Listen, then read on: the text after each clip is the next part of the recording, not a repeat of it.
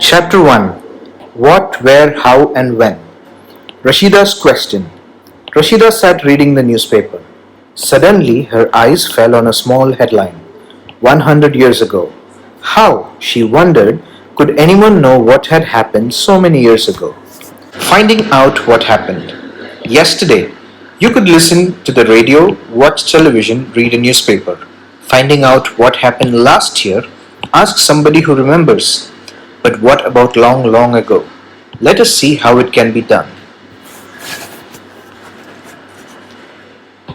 What can we know about the past? There are several things we can find out. What people ate, what kind of clothes they wore, the houses in which they lived. We can find out about the lives of hunters, herders, farmers, rulers, merchants, priests, craftspersons, artists, musicians, and scientists. We can also find out about the games children played, the stories they heard, the plays they saw, the songs they sang. Where did people live? Find the river Narmada on map 1. People have lived along the banks of this river for several 100,000 years. Some of the earliest people who lived here were skilled gatherers, that is, people who gathered their own food. They knew about the vast wealth of plants in the surrounding forests and collected roots, fruits, and other forest produce for their food. They also hunted animals. Now find the Suleiman and Kirtar hills to the northwest. Some of the areas where women and men first began to grow crops such as wheat and barley about 8,000 years ago are located here. People also began rearing animals like sheep, goat and cattle and lived in villages. Locate the Garo hills to the northeast and the Vindhyas in central India. These were some of the other areas where agriculture developed. The places where rice was first grown are to the north of the Vindhyas. Trace the river Indus and its tributaries. Tributaries are smaller rivers that flow into a larger river. About 4,700 years ago, some of the earliest cities flourished on the banks of these rivers. Later, about 2,500 years ago, cities developed on the banks of the Ganga and its tributaries and along the seacoasts. The right snippet. This is a map of South Asia, including the present countries of India, Pakistan, Bangladesh, Nepal, Bhutan and Sri Lanka, and the neighboring countries of Afghanistan, Iran, China and Myanmar. South Asia is often called a subcontinent because although it is smaller than a continent, it is very large and is separated from the rest of Asia by seas, hills and mountains. Locate the Ganga and its tributary called the Son. In ancient times, the area along these rivers to the south of the Ganga was known as Magadha, now lying in the state of Bihar. Its rulers were very powerful and set up a large kingdom. Kingdoms were set up in other parts of the country as well. Throughout, people traveled from one part of the subcontinent to another. The hills and high mountains, including the Himalayas, deserts, rivers and seas, made journeys dangerous at times, but never impossible. So, men and women moved in search of livelihood as also to escape from natural disasters like floods and droughts. Sometimes, men marched in armies conquering others' lands. Besides, merchants traveled with caravans or ships carrying valuable goods from place to place. And religious teachers walked from village to village, town to town, stopping to offer instruction and advice on the way. Finally, some people perhaps traveled driven by the spirit of adventure, wanting to discover new and exciting places. All these led to the sharing of ideas between people. Why do people travel nowadays? Look at map 1 once more. Hills, mountains and seas form the natural frontiers of the subcontinent. While it was difficult to cross these frontiers, those who wanted could and did scale the mountains and cross the seas. People from across the frontiers also came into the subcontinent and settled here. These movements of people enriched our cultural traditions. People have shared new ways of carving stone, composing music, and even cooking food over several hundreds of years. Names of the land. Two of the words we often use for our country are India and Bharat. The word India comes from the Indus, called Sindhu in Sanskrit. Find Iran and Greece in your atlas. The Iranians and the Greeks who came through the northwest about 2500 years ago and were familiar with the Indus called it the Hindos or the Indos, and the land to the east of the river was called India. The name Bharata was used for a group of people who lived in the northwest and who are mentioned in the Rig Veda, the earliest composition in Sanskrit, which is dated to about 3500 years ago. Later, it was used for the country. Finding out about the past. There are several ways of finding out about the past. One is to search for and read books that were written long ago. These are called manuscripts because they were written by hand. This comes from the Latin word manu, meaning hand. These are usually written on palm leaf or on the specially prepared bark of a tree known as the birch, which grows in the Himalayas. The left snippet, a page from a palm leaf manuscript. This manuscript was written about 1000 years ago.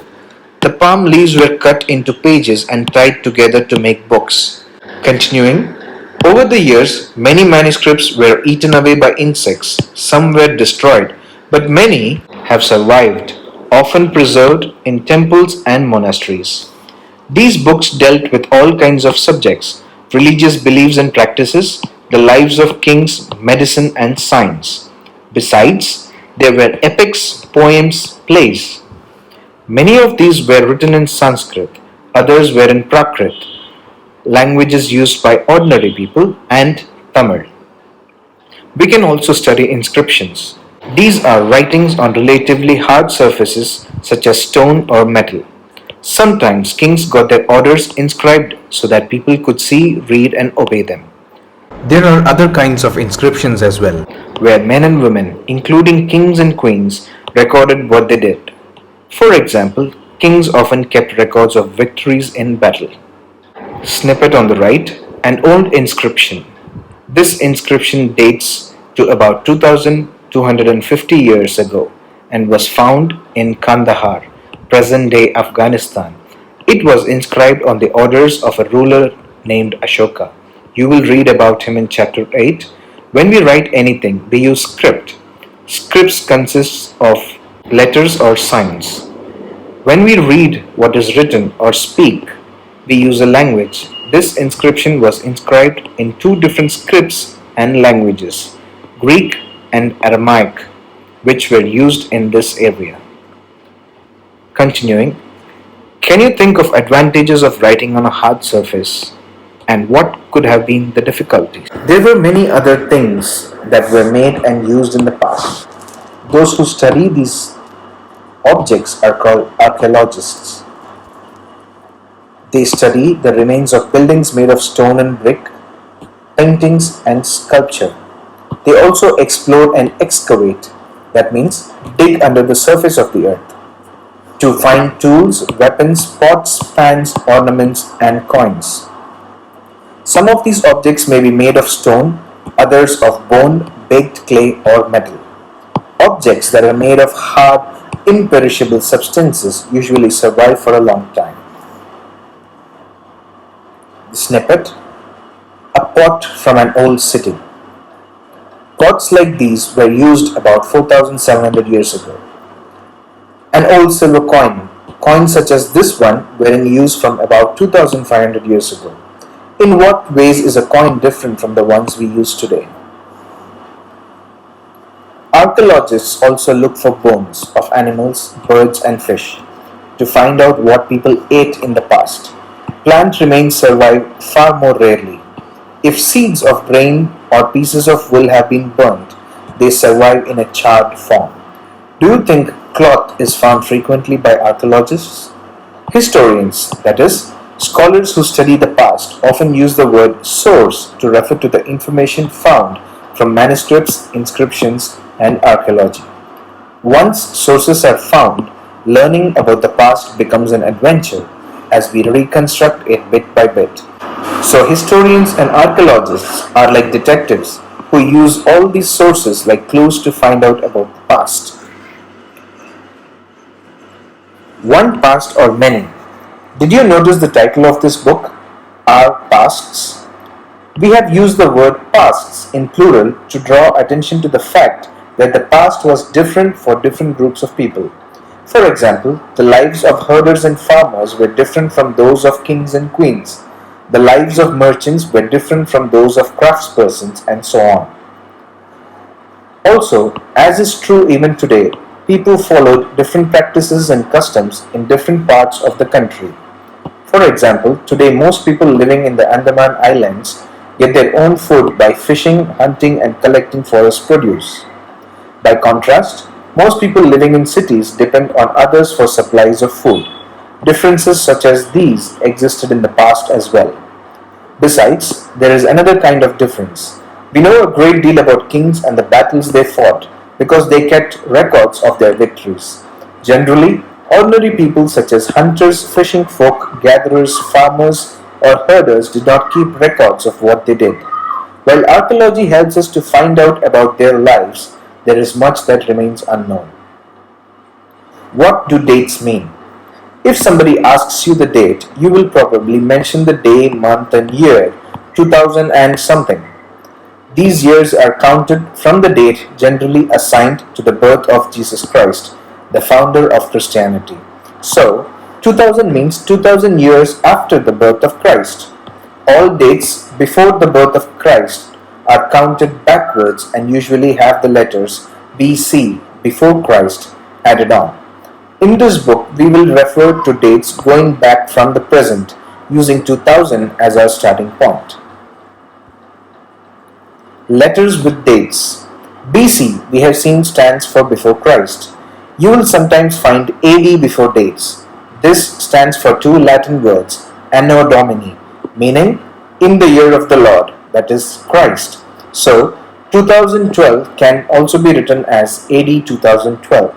Sometimes CE is used instead of AD and BCE instead of BC. The letters CE stand for Common Era and BCE for Before Common Era. We use these terms because the Christian era is now used in most countries of the world. In India, we began using this form of dating from about 200 years ago. And sometimes the letters BP, meaning before present, are used. Find two dates mentioned on page 3. Which set of letters would you use for them? Elsewhere. We have seen that inscriptions are inscribed on hard surfaces. Many of these were inscribed several hundreds of years ago. All inscriptions contain both scripts and languages. Languages which were used as well as scripts have changed over time. So how do scholars understand what was inscribed? This can be done through a process known as decipherment. One of the most famous stories of decipherment comes from Egypt, a country in North Africa where there were kings and queens about 5,000 years ago.